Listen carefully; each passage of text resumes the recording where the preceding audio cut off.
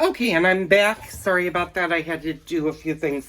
If you're wondering what flour I use the Lacey stuff. I use King Arthur's flour. I've had really, really, really good luck with King Arthur flour in the past. And it's my go-to flour. I'm not sponsored by King Arthur. I am on their Facebook page. But that's my go-to flour. If you don't want to spend the money for King Arthur flour, get the flour that works for you guys. I know when growing up, my grandmother used Sarasota flour back in the 70s and the 80s, and even in the 90s. Her brand was Sarasota, but Pillsbury would definitely work.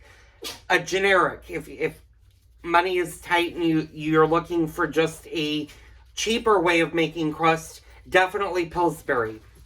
Now, I will tell you, if you're terrified of doing a pie crust and you're like, that's too much work, I don't want to do that, you can certainly buy the pre-made pie doughs. And usually Jewel carries them, and usually they're in their refrigerated section by the eggs. And the Pillsbury doughs are what I normally get in a pinch if I need to do something quick and I don't have time to make my own crust. I gotta pause this for a second. I'll be right back. Okay, I'm back. I apologize for that. It just turned 1 o'clock, and of course the clock had to play a song that's copyrighted. So, I put the flour in the refrigerator, and you definitely want to do that before you make your dough. Having all of your ingredients cold will make doing the pie dough much, much easier. And this is where I've always gotten into problems with pie dough. And I don't know if it's because I just don't give it enough patience. I always get frustrated with pie dough. Well, I'm going to try not to do that with this video.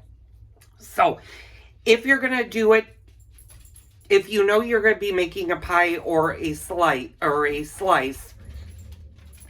put your flour at least 2 to 4 hours before you're going to do anything. Overnight would be better because then it allows all of your ingredients. Do the same thing with the shortening. You definitely want to put the shortening in the refrigerator because you want it cold. So, we're going to do that. Like I said, today I am not making any of the peach slices. We'll get to that recipe the day that I make it, which will possibly be tomorrow, if not tomorrow. Thursday is supposed to be our hottest day, well into the 90s, so I'll do it between tomorrow and Friday, depending on how my peaches are.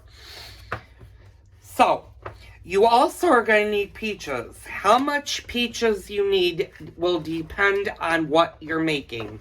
If you're making a peach pie, figure you're going to need at least 8 medium to large peaches. If you're doing peach slices, you're going to need to double that amount. So you're going to need anywhere from 16 to 24 peaches. You're going to also want boiling water, and we'll get to that, like I said, when we get to that. You're going to need cinnamon, cloves,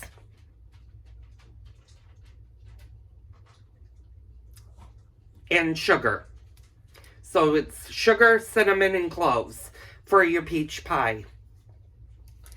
The amounts are up to you, and I will have to look at the cookbook that my grandmother always used when she did her peach pies. And she always did her peach pies from scratch. She never bought store-bought crust. She always rolled out, and she had beautiful crusts. I will say this in advance. I apologize how my crust may look. I am not the best when it comes to doing crust, but we'll try to do better.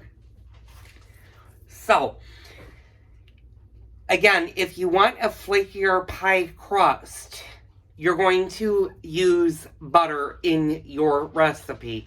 Now, can you substitute butter for Crisco? you can. However, it's going to change how your dough comes out and how it rolls. It's going to be much harder to roll. So we're going to use the combination of Crisco as well as butter to give it that buttery, flaky pie dough. So this is going to conclude this part of the video of just getting things ready. Like I said, as soon as I am able, I will definitely film the peach slices. And I may even throw in a peach pie if I get a chance to do one. So, thank you so much for watching. Again, if you have any questions with pie doughs, leave them down below. I'll read them and I'll get back to you on them. Tune in tomorrow for the actual peach slices being made.